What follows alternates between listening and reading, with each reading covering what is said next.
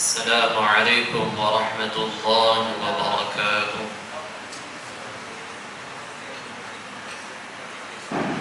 أعوذ بالله من الشيطان الرجيم. بسم الله الرحمن الرحيم.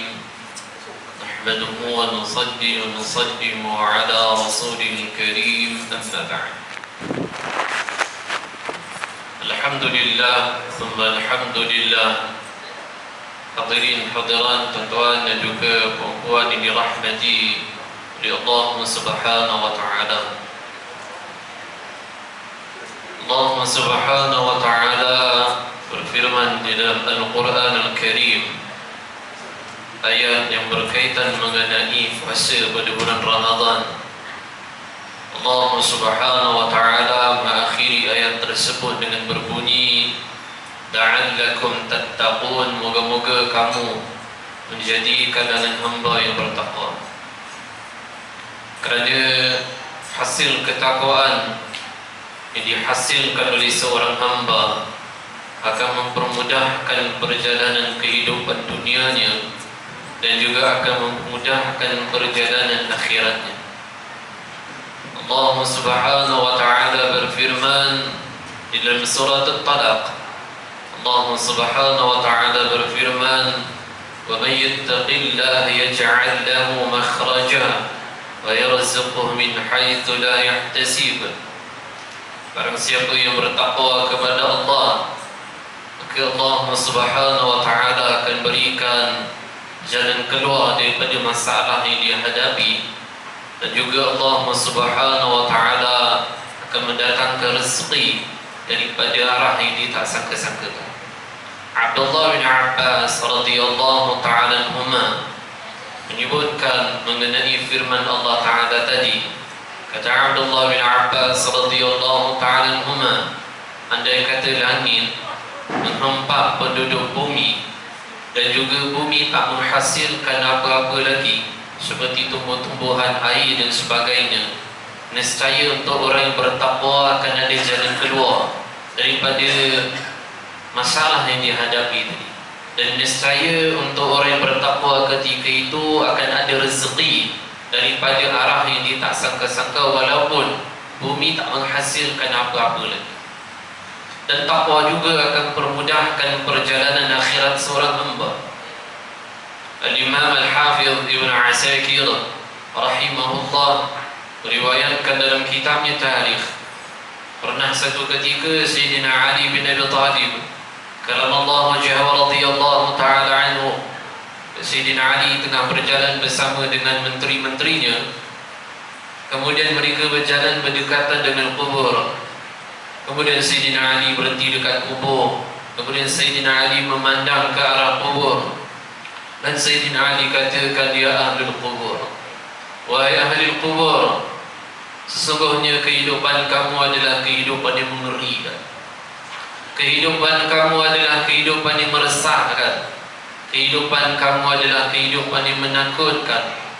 Dan kehidupan kamu adalah kehidupan yang sempit dan juga gelap di dalamnya. Ya ahlul kubur, wahai ahlul kubur, sesungguhnya rumah-rumah kamu telah pun didiami oleh orang lain. Harta-harta kamu telah pun diagih-agihkan. Dan isteri-isteri kamu telah pun dinikahi oleh lelaki lain. Ini adalah pengkhabaran kami kepada kamu, dan bagaimana pula pengkhabaran kamu kepada kami."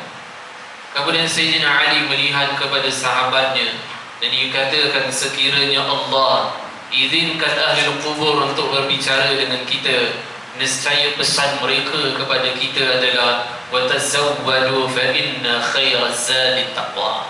Sebaik-baiknya bekal adalah ketakwaan kepada Allah. Sebab itu di antara seorang puasa, dia menyempurnakan puasa pada bulan Ramadan, hasilnya adalah ketakwaan yang akan mempermudahkan perjalanan dunianya dan juga perjalanan akhiratnya. Syahr Ramadan kathirun min asy-syahr. Bulan Ramadan terbahagi kepada begitu banyak bulan. Seringkali, acap kali setiap tahun kita dengar Syahrul Ramadan, Syahrul Mubarak. Bulan Ramadan adalah bulan yang diberkati oleh Allah. Di antaranya adalah syahrul Ramadan, syahrul sabar. Bulan Ramadan adalah bulan yang diuji soal kesabaran kita. Sebab itu kata ulama, Ramadan adalah madrasah yang melahirkan hamba yang bertakwa. Di antara ciri-ciri seorang hamba yang bertakwa pada Allah, dia memiliki kesabaran.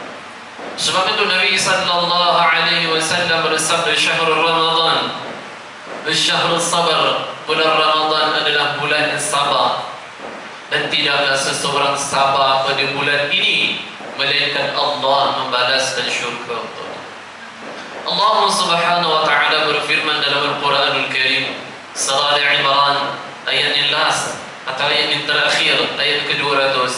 Firman Allah, ya ayyuhalladzina amanu isbiru wa sabiru wa rabitu wattaqullaha la'allakum tuflihun. Wahai orang-orang yang beriman, sabarlah kamu dan perbuatkanlah sabar kamu. Berarti orang mukmin nak layan karenah dunia, tak akan ada kekuatan sekiranya hanya kesabaran dimiliki, tapi dia perlukan kesabaran di atas kesabaran untuk ada kekuatan untuk menghadapi onak duri kehidupan. Al-Imam Al-Hafidh Ibn Rajab Al-Hanbali rahimahullah menyebutkan dalam kitabnya Lataiful Ma'arif, Allah Subhanahu wa taala berfirman, wahai orang-orang yang beriman, sabarlah kamu dan perkuatlah sabar kamu. Orang mukmin perlu kuatkan sabar dan perlukan sabar dan kuatkan kesabarannya untuk menghadapi 3 situasi keadaan. Pertama, sabar ketika menjalankan perintah ketaatan pada Allah. Kedua adalah sabar pada meninggalkan larangan dilarang oleh Allah. Ketiga adalah sabar pada musibah yang diberikan oleh Allah. Dan kata Ibn Rajab, renungkanlah olehmu ketiga-tiga kesabaran ini mencakupi bagi satu amalan puasa. Pertama adalah sabar ketika menjalankan perintah ketaatan pada Allah. Misalnya, seorang yang berpuasa, maka dia akan hadapi takaran, letih, lesu, haus. Kalau dia tak ada kesabaran di atas kesabaran, ini alasan untuk dia meninggalkan kewajiban seperti amalan salat fardu. Kerana letih, alasan dia tak larat, alasan dia tak akan salat zuhur, asar. Tapi kerana orang yang berpuasa yang memiliki kesabaran di atas kesabaran, tetap dia ambil wuduk dan dia melaksanakan salat. Tetap dia keluar daripada rumah dia, di jalan kaki, datang masjid, surau dia salat. Tapi kalau hanya memberikan alasan letih, tak larat, maka dia akan tinggalkan salat fardu tadi. Yang kedua adalah sabar pada meninggalkan larangan dilarang oleh Allah. Misalnya, satu orang duduk seorang je dalam rumah dia, pandangan siapa pun tak tertuju kepada dia, tak ada siapa pun kat rumah dia, maka dia haus, lapar, tak tahan. Boleh je dia buka peti sejuk, dia ambil air sejuk, dia minum. Tapi kerana meyakini wujudnya pandangan Allah kepadanya, maka dia sabar pada meninggalkan larangan dilarang oleh Allah. Satu orang dia tak ada sabar, dia akan beri alasan, tak ada pandangan orang, saya letih, bolehlah saya minum, nanti qada'lah, nanti habis daripada Ramadan.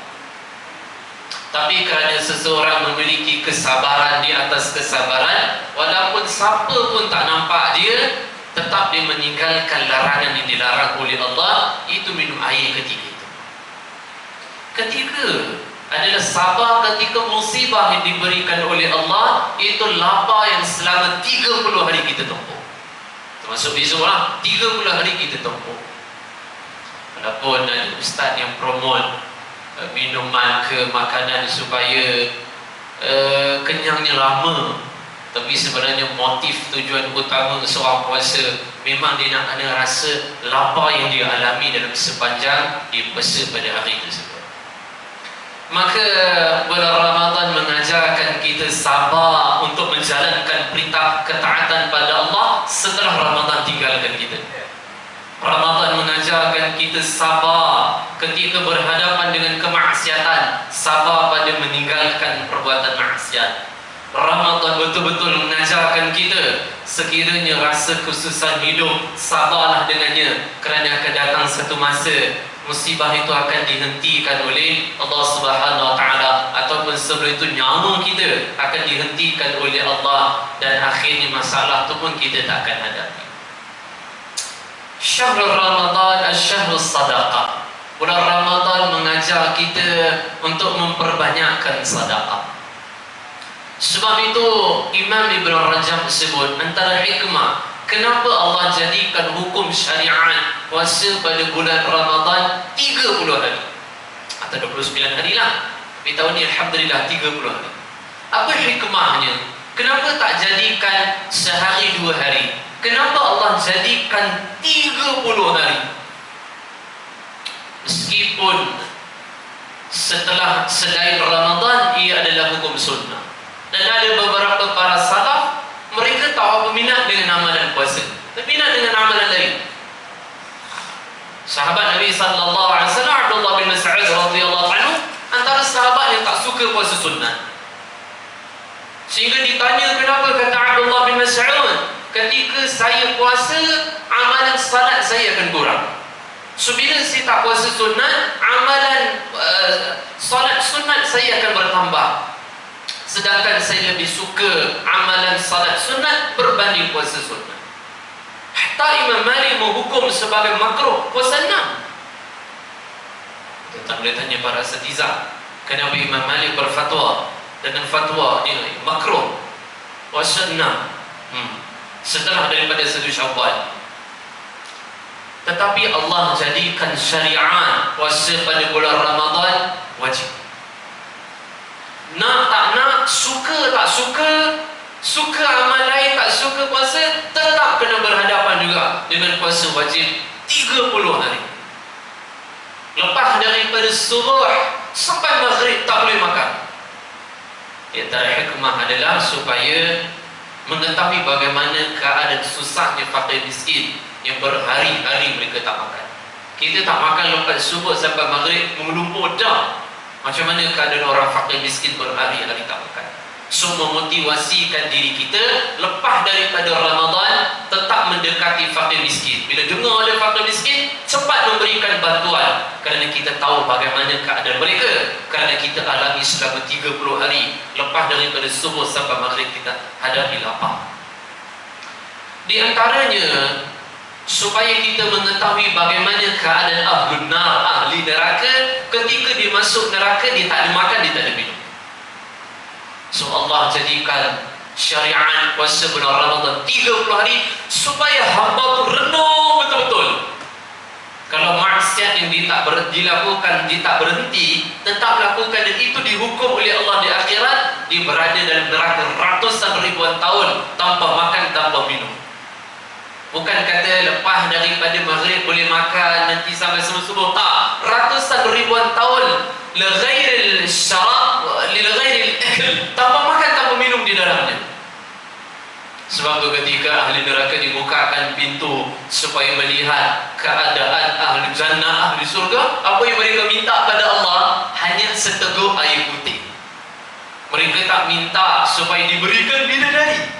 Ahli neraka ni tak minta supaya diberikan istana, kerana sekecil-kecil syurga mahligai yang akan diberikan oleh orang mukmin 10 lipat kali ganda besarnya dunia. Itu ahli neraka dia tak akan minta. Tapi yang dia minta adalah seteguk air putih.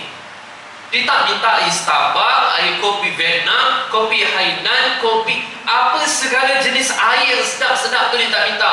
Tapi dia minta hanya seteguk air je, supaya hamba tu fikir perbuatan maksiat yang dia lakukan, sekiranya dia tak tinggal, kalau itu dihukum oleh Allah, bagaimana akhiratnya.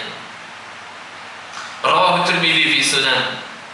Hadis yang diriwayatkan oleh Imam Tirmidzi dalam kitabnya Sunan. Nabi sallallahu alaihi wasallam didatangi oleh seorang sahabat.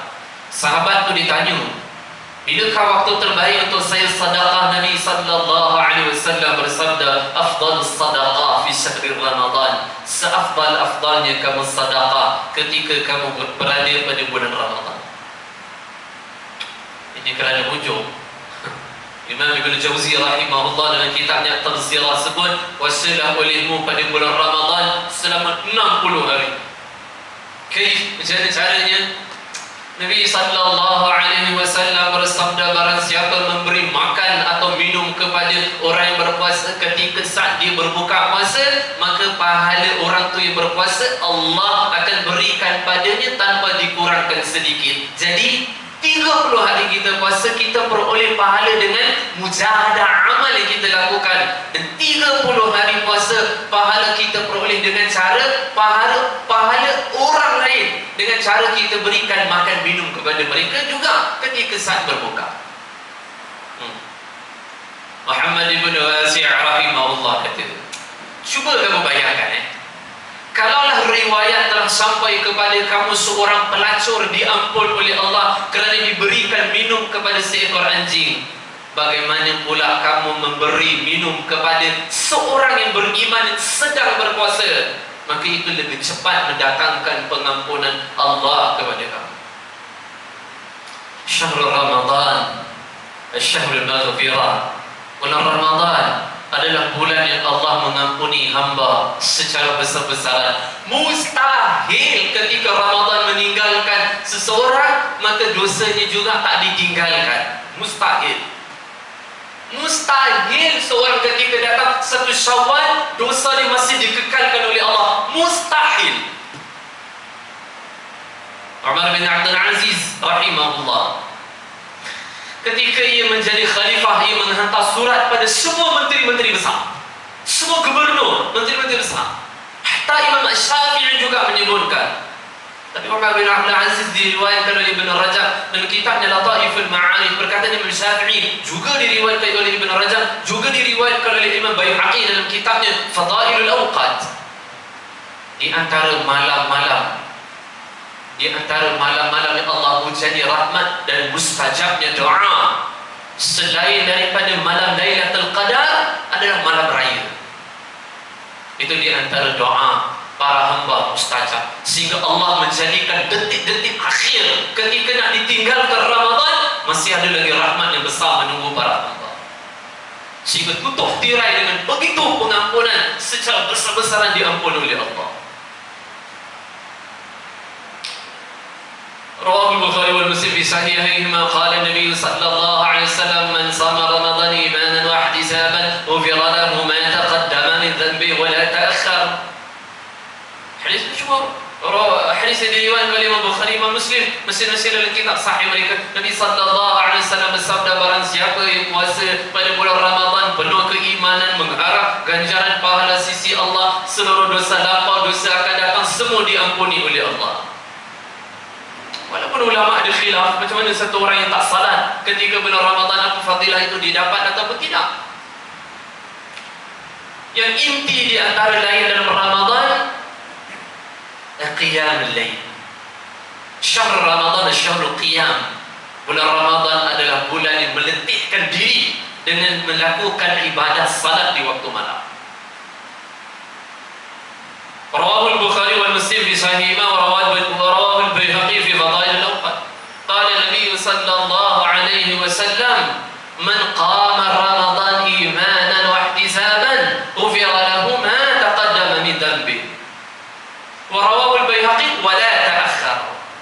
Imam Bukhari Muslim meriwayatkan dalam kitab sahih mereka, Nabi sallallahu alaihi wasallam bersabda, barang siapa yang salat malam pada bulan Ramadan, salatul tarawih, salatul tahajud. Siapa salat tarawih, salat tahajud bulan Ramadan, penuh keimanan, mengharap ganjaran pahala di sisi Allah, seluruh dosa lampau diampun oleh Allah. Riwayat Imam Baihaqi, meskipun dosa mendatang, kesemuanya akan diampun oleh Allah. Cukup 19 minit, tak kira 20 minit. Mengakhiri tazkirah Ramadan, saya nak kongsikan satu, lepas itu kita tutup. Syahrul Ramadan syahrul sa'id. Bulan Ramadan adalah bulan yang penuh kegembiraan bagi siapa yang berpuasa di dalamnya. Maksudnya game plastik hitam tak termasuklah. Maksud saya orang tak puasa. Kerana syahrul Ramadan syahrul sa'id. Bulan Ramadan adalah bulan kegembiraan bagi orang yang berpuasa di dalamnya. Rawahul Bukhari wal Muslim Muslim fi sahihahima. Hadis juga diriwayatkan oleh Imam Bukhari, Imam Muslim, masing-masing dalam kitab sahih mereka. Nabi SAW bersabda, barang siapa yang berpuasa akan Allah kurniakan farhatain, dua jenis kegembiraan. Pertama fi iftar, ketika saat dia berbuka puasa. Kata Ibn Rajab ketika mensyarah hadis ini dalam kitab Lataif wal Ma'arif jilid yang kedua. Apa kata Ibn Rajab? Standard lumrah, satu orang tak makan lepas subuh kerana puasa. Kemudian ketika maghrib, hampir menghampiri waktu maghrib, ada perasaan gembira. Ketika lawangan azan maghrib dikumandangkan, diseronok ketika buka puasa, ini lumrah. Meskipun kadang ditanya kenapa, dah boleh makan, seronok lah. Akan tetapi orang yang tak puasa, dia zuhud lah, dia makan sikit-sikit je buka puasa tu. Bagi dia tak ada maknanya iftar tu. Ketika buka puasa, bagi dia tu bukan satu kegembiraan, satu keseronokan bagi dia. Tapi semua orang yang berpuasa akan seronok ketika buka puasa. Tapi kata Ibn Rajab, yang hakikinya betul lah, kerana dia boleh makan seronok, okey, Allah campakkan, okey, betul. Tapi tujuan utama gembiranya orang berpuasa ketika saat berbuka tu kenapa? Kerana digembira Allah bantu dia, Allah beri kekuatan dekat dia untuk dia berpuasa pada hari tersebut. Kerana mungkin ada umur macam dia, tak boleh nak puasa kerana kekangan, sakit dan sebagainya. Tapi dia seronok walaupun usia dia yang agak lanjut juga, tapi Allah berikan kekuatan untuk dia puasa pada hari tersebut. Sebab tu orang puasa dia akan seronok. Yang kedua, fi liqa'illah, ketika pertemuan dia dengan Allah. Maksudnya, barang siapa memelihara puasa Ramadan selama 30 hari, melainkan matinya adalah detik hari yang sangat menggembirakan. Tuan-tuan, dalam life saya, kehidupan saya, ada kegembiraan yang saya alami. Yang saya tak boleh lupa dua. Pertama, saya balik daripada Indonesia, duduk 3 tahun tak balik, raya semua kat sana. Kemudian 2013 ke 14, lebih kurang macam tu lah. Saya balik, flight. Bila sampai dekat, saya daripada Surabaya turun Bayar Lepas, Penang. So bila sampai, semua family saya tunggu. Adik-adik, nenek saya lah, sepupu saya, ramai dekat flight. Itu hari yang saya tak boleh lupa memori tu lah. Yang kedua, anak saya keluar daripada hospital. Doktor kata 50-50, panjang umur ataupun tak lahir tak cukup umur. Lahir sekilo je beratnya. Tapi sekarang dah besar dah, Alhamdulillah, 7 bulan dah. Sekarang banyak main sekarang, Alhamdulillah. Itu memori saya tak boleh lupa. Doktor kata 50-50, boleh hidup tak boleh hidup. Akhirnya 2 bulan keluar daripada hospital, sampai sekarang Alhamdulillah okey. Keluar hospital punya tanggung, ikutkan boleh hasil kat sini ya, dekat masjid. Saya bisik Haji Malik, saya kata tak boleh datang, minta maaf. Itu hari yang saya tak boleh lupa ketika itu. Semua kita pernah alami kegembiraan kehidupan, tapi kena ingat, puncak kegembiraan orang mukmin yang Allah simpan adalah matinya dia dalam keadaan husnul khatimah. Itu hari yang paling menggembira. Apa kata Dawud At-Ta'i? Al-Hafidh Abu Nu'aim, sikit-sikit. Al-Hafidh Abu Nu'aim sebutkan dalam kitab Hilyah, riwayatkan dalam kitab Hilyah. Imam Abu Dawud At-Ta'i kata, barang siapa menjadikan kehidupannya seperti Ramadan, sentiasa mengekang menundukkan hawa nafsu, nescaya matinya ibarat seperti Idul Fitri. So, satu orang dia jaga amalan, tak maksiat, tunduk nafsu, mati dia adalah ibarat seperti Idul Fitri, bahkan lagi seronok daripada Idul Fitri. Apa yang Ibn Rajab sebut dalam syair? Ada orang telah membeli pakaian baru, nak digunakan ketika datang 1 Syawal. Ada orang telah membeli pakaian mahal yang dia nak pakai ketika 1 Syawal. Ada orang telah membeli pakaian mewah, cantik dan indah, dia nak pakai ketika datang 1 Syawal. Ketika datangnya malam 1 Syawal, malam raya, dia tak boleh tidur kerana gembiranya dengan 1 Syawal. Ternyata bila datangnya 1 Syawal, pakaiannya adalah kain kafan. Disangkakan ketika 1 Syawal adalah hari yang menggembirakan dia dengan tetamu demi tetamu mendatangi rumah dia.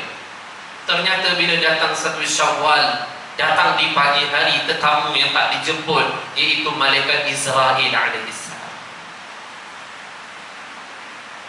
Ulama tafsir ada menyebut syair, kamu lahir dalam keadaan menangis, orang dikelilingi kamu dalam keadaan tersenyum gembira kelahiran kamu, ya.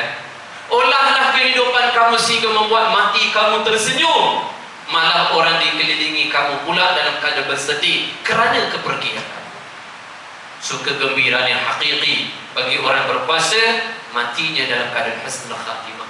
Moga-moga kematian kita semua dalam keadaan husnul khatimah. Amin ya rabbal alamin. Sebelum mengakhiri tazkirah, saya sebenarnya nak sebutkan beberapa syair mengenai kesedihan Ramadan meninggalkan kita.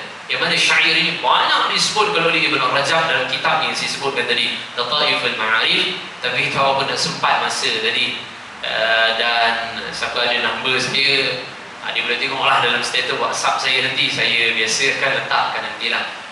Hadirin hadirat, tuan-tuan dan puan, moga-moga Allah Ta'ala terimalah ibadah puasa kita pada kali ini, pada tahun ini, dan moga-moga ibadah-ibadah yang kita lakukan pada sepanjang bulan Ramadan juga diterima oleh Allah, dan moga-moga Allah Ta'ala rezekikanlah malam ataupun Lailatul Qadar kepada kita, dan moga-moga panjang umur, rezeki, jodoh panjang tahun depan juga Allah rezekikan pertemuan kita dengan bulan Ramadan, dan moga-moga kematian kita semua dalam keadaan keinginan cita-cita kita, iaitu husnul khatimah. Amin ya rabbal alamin. Wassalamualaikum warahmatullahi wabarakatuh.